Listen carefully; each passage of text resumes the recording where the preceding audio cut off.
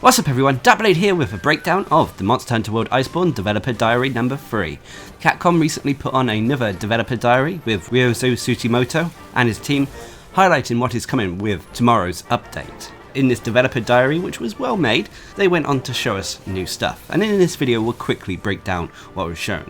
First of all, they went on to talk about the highlight of Update 12, which was the new monster, or returning monster, Rajang.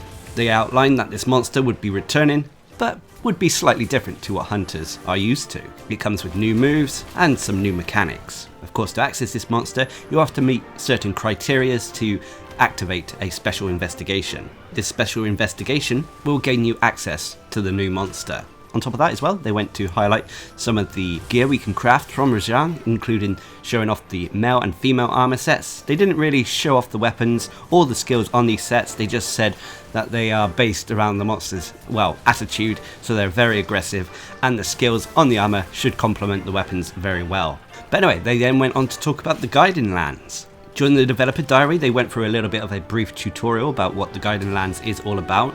As Monster Hunter is still young, not many players may have spent a lot of time there, as it is the absolute endgame activity. But they did go on to acknowledge that they are listening to hunter feedback, and as such they are currently looking for ways to improve the Gaiden lands experience and apologise to players who have to experience the current version of the Gaiden lands. They didn't really talk about what the changes are going to be, whether it's going to be a case of changes to the lore system, changes to the leveling system, or what. But that's something to look forward to, as one of my main criticisms has been the Gaiden lands in all honesty. Personally, I think it takes too long to get from level 5 to 7, and then at the drop of a hat you can lose your level 7 region quite easily. And whilst this may not be an issue for players who play with a lot of people and can divide the different regions between one another, if you're a solo player, it's a pain. But nonetheless, like I said, they're listening. Anyway, they then went on to talk about a topic that is associated with both the Gaiden lands and the new monster Rajang, which is the new volcanic region to the Gaiden lands. I always found it funny that they didn't add a sort of Elder's Recess to the Gaiden lands, considering they had an ancient forest area, Wildspire Waste area, Coral Highlands area, and Rotten Vale area. But now they've added a new volcanic area. This is going to be tied into the Rajang special assignment, and it will also see some Elder's Recess monsters showing up in the Gaiden lands. Of course, these monsters will yield new materials that can be used to craft gear and augmentations. Anyway, they then went on to talk about new layered armors.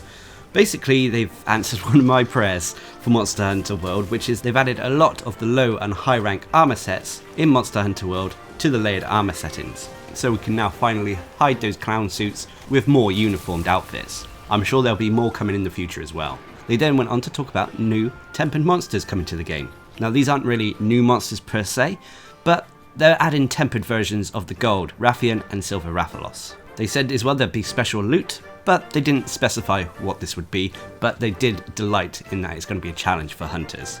Anyway, they then went on to talk about new room features. Now basically, you can finally invite friends to your room. They then went to show off new features like the music player, different customizations, statues, armor and weapon displays, and more.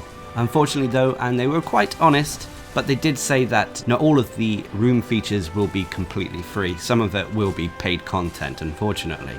Anyway, they wrapped up the presentation with an outline of the Monster Hunter World Iceborne roadmap leading up to 2020. So, in October, we have obviously the first major update, including the new monster Rajang, as well as the Seliana room updates.